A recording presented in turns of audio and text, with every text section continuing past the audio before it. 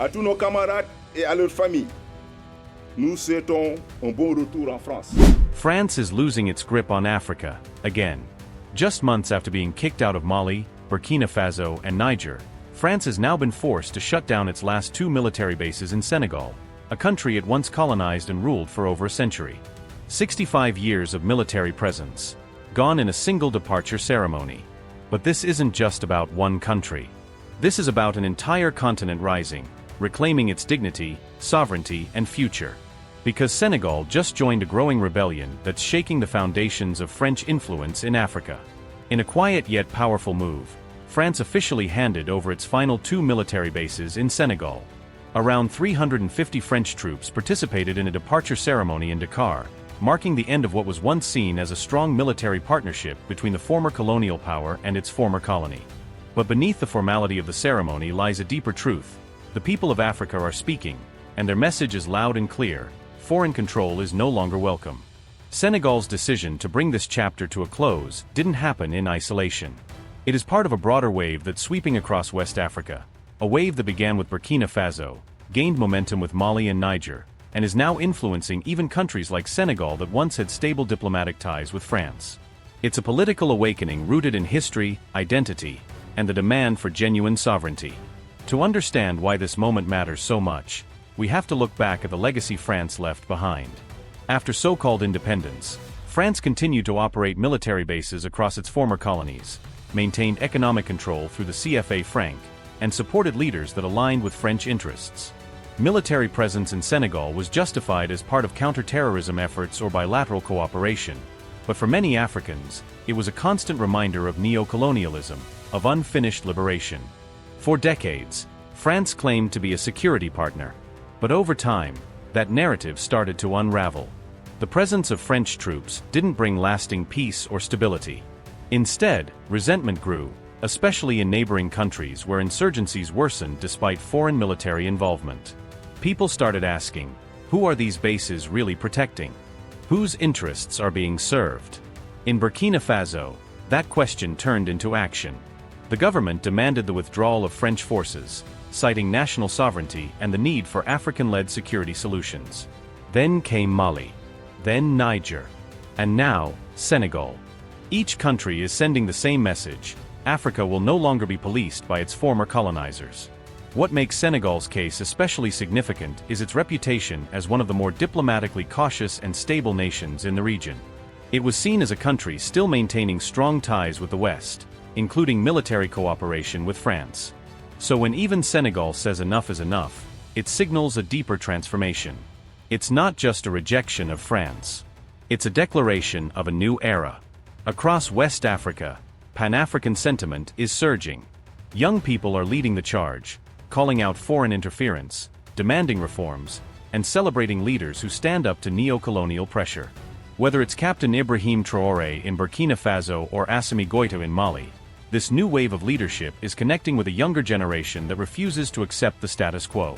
For many Africans, the presence of foreign military bases represents more than just troops on the ground.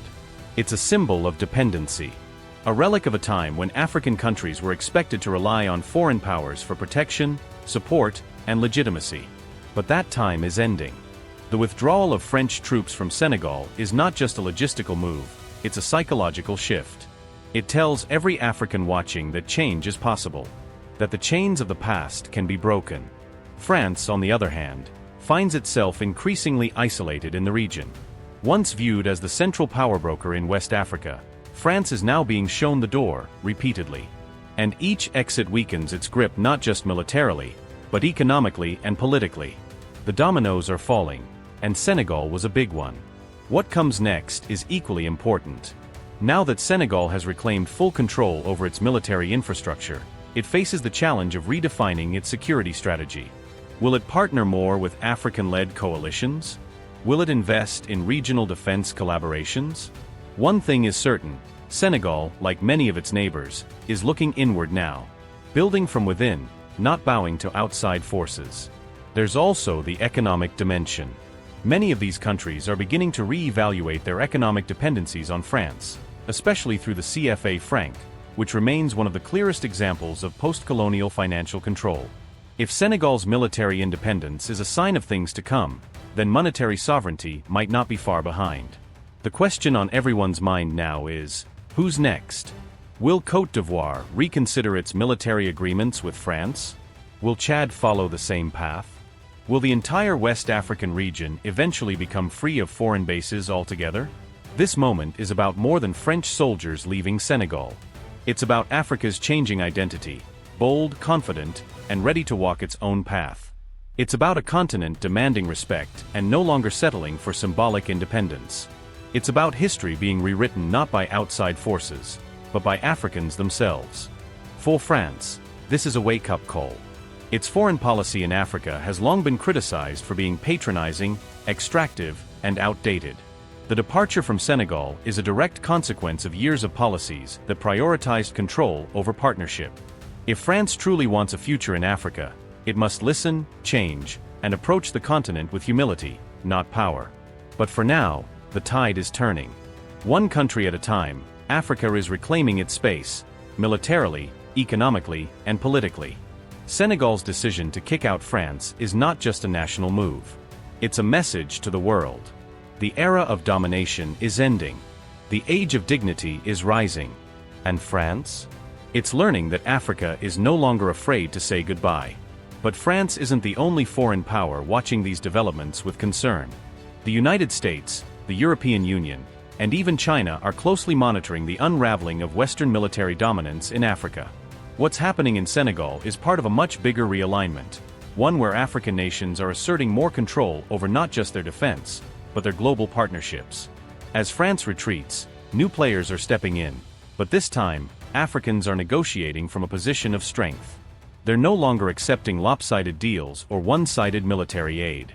Instead, they're choosing what works for them, on their terms. And in many cases, they're choosing unity over dependency.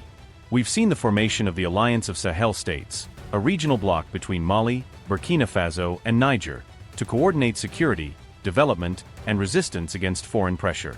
This alliance represents a bold experiment in self-determination. It signals that African countries no longer see themselves as isolated post-colonial states, but as part of a collective African destiny.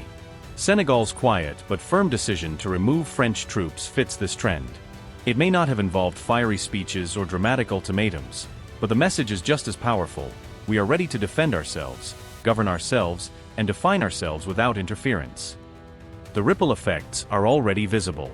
In countries like Guinea, Togo, and even Cameroon, civil society groups are raising questions about foreign bases, military aid, and hidden agreements signed decades ago. What was once considered untouchable is now being debated openly. Leaders who once dismissed anti-colonial sentiment as populist or unrealistic are now realizing that they must adapt or face political isolation.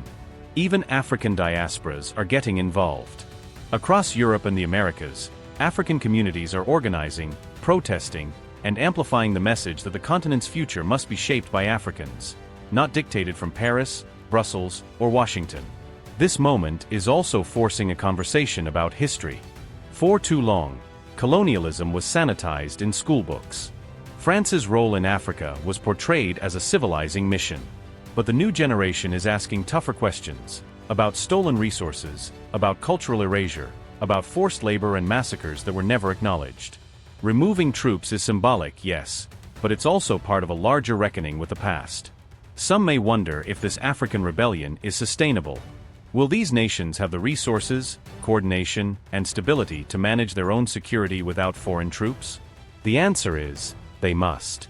Because dependence is not safety, it's a trap. True safety comes from unity, innovation, and self-belief. From investing in African-led solutions, building regional intelligence networks, and training soldiers who defend people, not politics. Senegal's stand proves something important.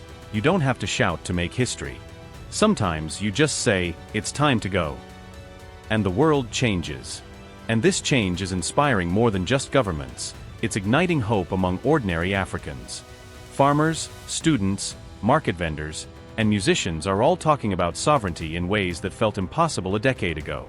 It's no longer just a political ideal, it's becoming a cultural movement. A mindset shift. A reclaiming of pride. Across the continent, Murals, music and media are echoing one message: Africa is rising on its own terms. And as each country reclaims its ground, the continent grows stronger, more united, more confident, and more unstoppable. The world is watching, and Africa isn't turning back.